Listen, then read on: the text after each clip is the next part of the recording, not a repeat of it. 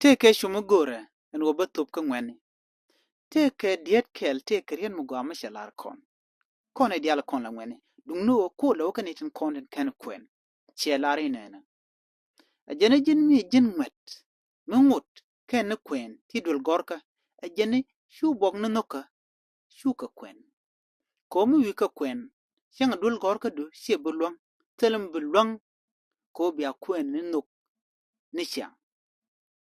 Munyude gwanu we ka yene konti la ngweni.